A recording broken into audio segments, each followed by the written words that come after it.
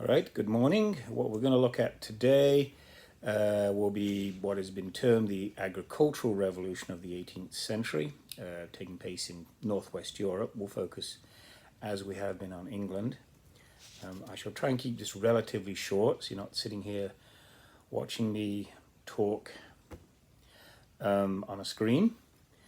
But we'll give you some basic background on this agricultural revolution and its impact on the economy and on, of course, the growth of this wage labor group, the working class.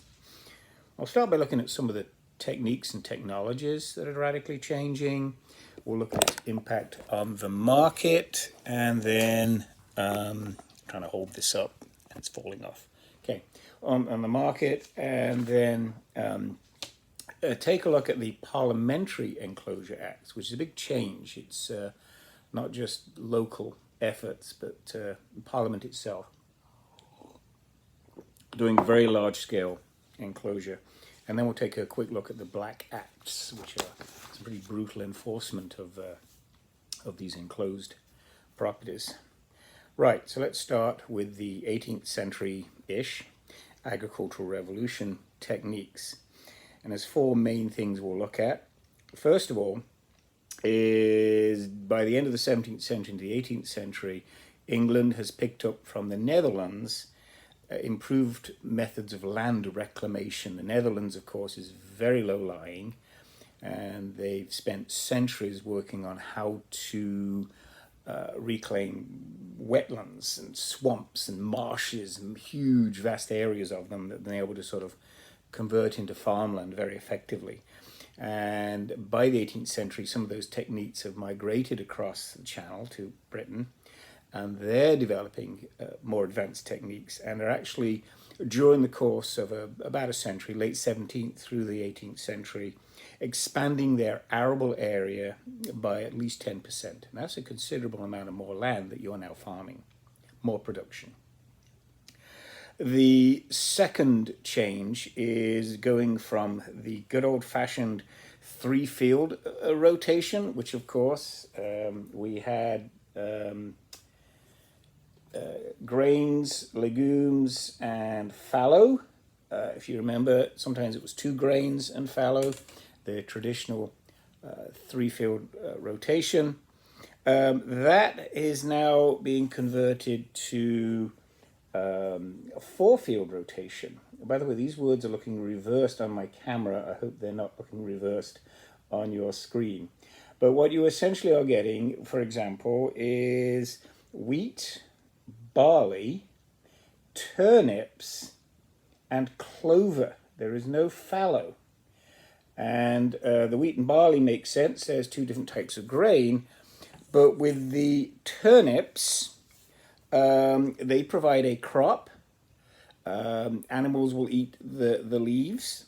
So you can still pasture on the turnip fields, but the turnips themselves become a good food crop for people, while the leaves form fodder for animals. And the clover, which of course is outstanding fodder for animals, really good.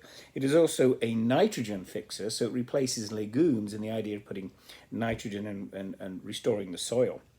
So you can have half of your land is now pasture, good pasture, rather than say 1/3 that's fallow. But you've still got a considerable amount of crops coming in, as well as the regeneration of the nitrogen. So it's a very, very productive system, giving you more animals as well as excellent crops.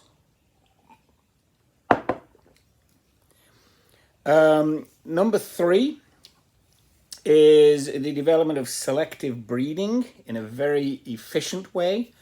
People for centuries have attempted to find ways of breeding healthier, bigger animals, stronger and faster horses, and so forth. But a gentleman by the name of Robert Bakewell really sort of scientifically developed the process, right, where you're saying, okay, I need sheep with more wool. And you find a few sheep that have the most wool of all, and breed them, and then keep inbreeding those until you get more sheep with more wool. So you can start with, small sheep and end up with big sheep, lots of wool. Okay, so just this very sort of scientific process of breeding, and you get bigger cows and woollier sheep and so forth. Interesting side note, Robert Bakewell's work on breeding animals, and of course Gregor Mendel's work on working with peas and figuring out genetics. Bakewell and Mendel's work really were very influential also on of course, Darwin's work on evolution, which is very important. Finally, so two technologies now. We've just talked about techniques, if you like, breeding and course crop rotation and so forth. Two technologies are going to have some help. One is, and this one's from the Netherlands as well, and that is the cast iron plough. We've already had in the Middle Ages the heavy plough, but in the Netherlands, they have evolved by the 1730s a plough that is entirely metal. It's not just wood with metal bits, but entirely metal. It is very light, very strong, powerful, and you don't need as many oxen to pull it. You don't need the brute strength of the oxen to force it through. The plough itself does all the work. So a very efficient plough, having some effect. And then finally the seed drill. Now that technology actually originated from China, coming out from increased contacts with China, but is improved by an Englishman named Jethro Tull, which of course is one of those great bands from the 70s, and they picked a great name for themselves. Jethro Tull, who in 1701 has this improved seed drill. So it's a machine that you can sort of pull behind on some horses and on wheels, and it sort of effectively plants the seeds in a uniform way, to much more efficient than just the old-fashioned way that was just throwing the seeds out and watching the birds eat half of them, right? Although it did take some decades for it to become very reliable. But those techniques and technologies, land reclamation, four-field crop rotation, selective breeding, cast iron plough, seed drill, all more or less massively increasing agricultural productivity, area under arable, and so forth. I would say especially the selective breeding and the four-course crop rotation, significant effects. Okay, so how does this affect the market at this time? Right, we've already seen, reading especially Wrightson, that from the 16th century onwards, yeomen and husbandmen, who by the 18th century, we can call them farmers. The old term is evolving into farmers. They either, as we've seen, own their engrossed, right? Remember, consolidated land, engrossed land, or renting such land from a landlord. And they're sort of the main farming producers now.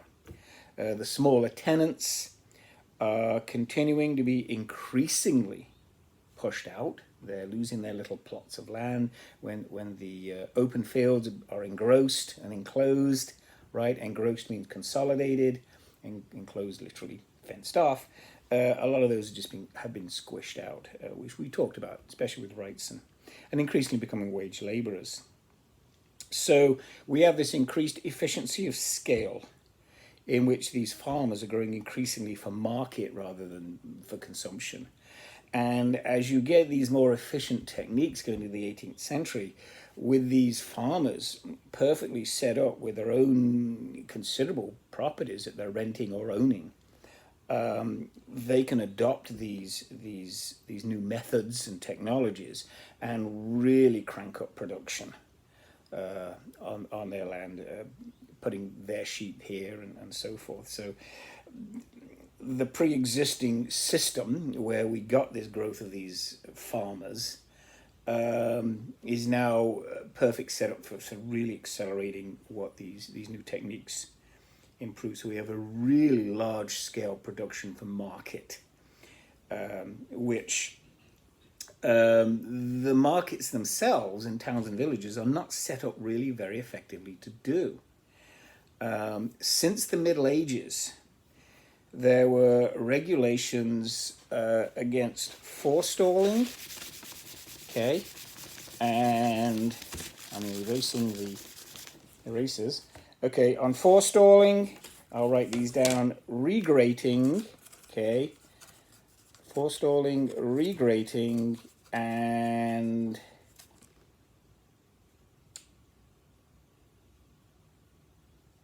engrossing. Okay, right. Again, I'm hoping this stuff isn't coming out on reverse on your screen because it looks backwards. Okay, so forestalling, regrating, and engrossing, right? Forestalling is where you buy from the producer, like the farmer. I come in, I'm the middleman, I'm a merchant, I go to a farmer and I buy all of his turnips, okay?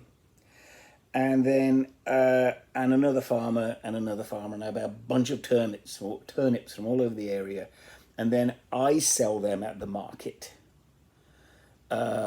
That's actually was illegal because it's called forestalling or forestealing, where basically I'm monopolizing the market, because instead of these farmers going to the market and competing and so forth, we've got someone coming in and going, I've got all the turnips now and I'm going to sell them at my price. It's sort of a monopoly you get by buying from the producer and acting as a middleman.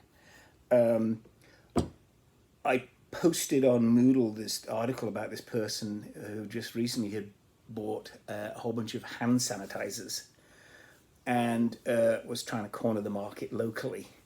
And it's actually illegal during in an emergency, like a public health emergency, to do this sort of price gouging. And he got in big trouble. So there's a little article on that. So in a way, we've got a 21st century version of forestalling during a public health crisis. But so that's illegal. And we'll talk about how that's a problem. But it's a good idea. It stops someone having a monopoly. Regrating is very similar, but it's basically someone going to the market and then going around and buying all the turnips from all the stalls and then taking them to their own stall and selling them. So it's a similar sort of process, but it's doing it at the market rather than going to the producers. And then finally, engrossing, which we talked about as a consolidating of land, rather than open field systems, but it's a more general term, basically meaning having a monopoly. You're consolidating all of the production of an item. And actually I'm a merchant and I'm buying all the cloth from the weavers that are working for me. That's a form of engrossing. Instead of the weavers being able to sell independently or to several merchants, I've got the monopoly. So the idea of these regulations since the Middle Ages have been to try and have a relatively open market, right? The producer brings things to market and sells them, and so forth. Or the weaver can sell his cloth that he's woven. The idea is to stop somebody just monopolizing in different ways, buying from here or controlling that. But in the 18th century, with this, this growing farmers who are growing for market and growing in these very large scale, very efficient new technologies, right? They're not like a small farmer who's taking some eggs and chickens and odds and ends to market. He's large scale, so forth. So it's much easier if I'm growing, turnips and wheat and so forth in my farm in Sussex, in southern England. I don't want to keep having to go to London to then go sell it. I need someone to take it for me, right? A middleman. So I want to sell my crops to this person, and then he can go to London and he can sell it for me. It's far more efficient. But in a way, that is often can be considered illegal, can be considered forestalling. So there's a growing push to sort of repeal these laws, or at least relax them, so that you can work with a middleman more effectively. And these will be increasingly relaxed. They won't be fully abolished until the 19th century. Now, of course, once you immediately abolish these laws, we're going to have the other problem. Now, we will end up with monopolies. So, oops, right? But they were perhaps too restrictive, and then later on, 19th century, no restrictions. But we needed it loosened up a bit so this middleman could move goods from Sussex to London more efficiently on a large scale, which they begin to do, pushing for now this very commercial process. I'm growing crops, that's my thing, and I'm growing a lot of them, and I sell them to this guy, and then he buys a lot of them, and he sends them to London and sells them in the markets to all the big population, this big growing city. So the farmers are thinking commercially. They're going on credit. The relationship of the farmer with the merchant is, where things being bought and sold on credit. It's a very active market, not just here's a few turnips. It's loan me money and I'll give you the crop later, or and so forth. And so there's very very sort of complex financial and trade deals between the farmers and merchants. It's very commercial activity, not just some guy in the mud.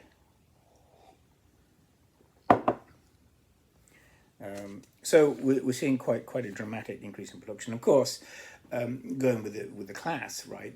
These smaller people are being squeezed out. Again, you can't compete with a farmer with his engrossed land who's got the most up-to-date techniques. He can invest in a seed drill, for example, and he's mass producing these things on my small little strip that I might still have left. I can't compete with that.